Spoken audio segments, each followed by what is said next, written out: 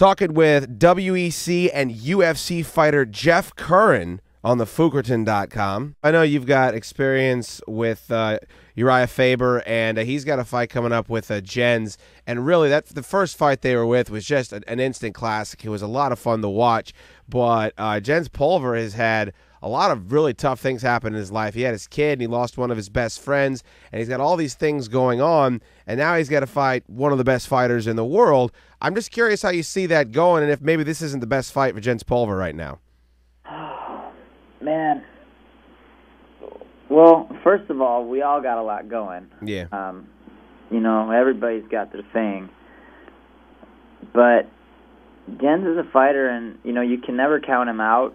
The biggest thing about Jens is eventually when he started fighting in Japan, I saw a different fighter. And I don't know if it was his desire to prove to everybody that he could knock them out, but he quit taking people down and beating on them. And I wish to see that. I wish to see the old Jens Pulver come back and, break through this dark cloud of adversity, I guess you could say, that he's been challenged with lately, and do something great. And but at the same time, Uriah he's not the guy to be trying to do that with. No. Obviously. So who do you like in that fight, Jeff? Well, I don't think if Jens fights Uriah the way he fought him the first time, it's going to be Uriah's fight. I think now that Uriah is comfortable with Jens and the mystique of, oh my God, I'm fighting Jens Pulver is gone, you're going to be looking at more of the experience, the similar outcome as Hugh St. Pierre too. You see what I'm saying? Yeah. But at the same time, Jens is my friend, and if I would tell him to his face, dude, you got to go out there and be old Jens, and, out muscle this guy and out skill this guy and do your thing, and may the better man win, but it's definitely not a great matchup for Jens at this tough point in his career. Speaking of, you brought up GSP and big matchups. I mean, you're probably just like the rest of us in that you're interested to see how this outcome comes with BJ Penn and George St. Pierre, and they're doing that great show on Spike TV where they're kind of making it seem like BJ's not taking his training all that seriously. I have a hard time believing that, and I know that television can edit anything and out, but when you see a matchup like that where it's two guys at the top of their career, who do you like in that one? Because it seems to me at this point GSP is the favorite. I know a lot of guys like Randy Couture have picked GSP, but I don't know how you could confidently say either one of those guys has a huge advantage.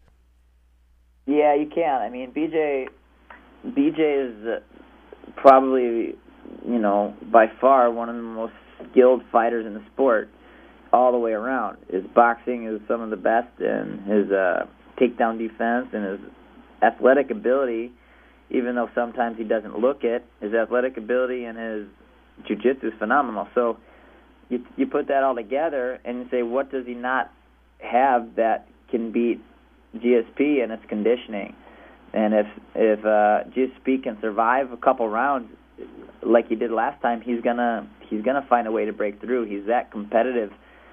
So, but at the same time, if BJ comes out and gets aggressive and has been doing his training and is in shape, then GSP is going to be taken into deep waters himself. So who do you like in that fight? I'm getting the feeling that you're leaning towards BJ. Man, all these fights, it's hard to say. I befriend everybody, and I become close to them over the years, just in cordial meetings, I guess you could say, and I like them all, man. Yeah. It sucks somebody's got to lose. And but as far as this goes, if it goes past second round, St. Pierre, if BJ gets an opportunity, he could possibly finish this early on. Fair enough, man. Well, the last time I think that I saw you in the cage was against Mike Brown, who is now the champ. When are you going to get back into the cage, Jeff? Can't wait to see you mix it up again. I'm scheduled to fight on April 5th.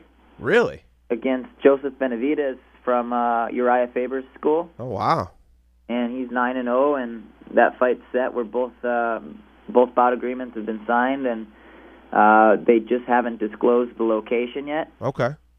But the main event on that card will also be Miguel Torres versus Brian Bowles, I believe. Yeah, I saw that fight. It looks amazing. So they're kind of looking at me and Benavidez to be the number one contender spot, so long as the fight itself doesn't disappoint in the performance side of things. It's got to be tough for you to balance your business side because it's important to you to be in your gym, but then you still got to train as an elite fighter. That's got to be a tough balancing act. Dude, it's insane right now. I'm in the toughest point of my life for sure. I mean, my mortgage in my building is $17,000. Oh my God! Wow. And I have a 21-month-old son, and he's crazy now. He's into everything, and we have a 3-week-old baby, another boy. So wow. I got 2 babies at home. Congratulations, man. At home with them, and I've got my gym, and I just got back from Ireland with Nate Moore in the UFC. Yeah. I got Bart fight March 1st, and then WEC against Crunkleton. And, of course, I still have to work and run the gym, and we're trying to kick off my nutrition lines. But my training camp is in full swing. Once you get your nutrition line up and it gets closer to fight time, we'd love to check in with you again, maybe see how everything is going, if that's all right with you. Yeah, I mean, I've been going with it since June. Wow. And it's doing really good. I mean, really? It's the product's Big Frog Nutrition. Our website's bigfrognutrition.com. We actually just launched a new website. It's available for purchase on fitterx.com. Continued success, Jeff. And again, if you don't mind, if you get some time maybe before your fight or even afterwards, we'd like to check in, see how everything's going, all right? Yeah, man, maybe get a little closer to go time or something like that. Thanks a lot for taking the time, and good luck. All right, appreciate it, man. Thanks. Thanks, Jeff. Take it easy, buddy. That was Jeff Curran joining us live via the telephone on thefugerton.com and here on WJFK.com. Of course, we here in the Chad Dukes community always get the finest mixed martial arts pay-per-view. Tell a friend, and we'll see you next time.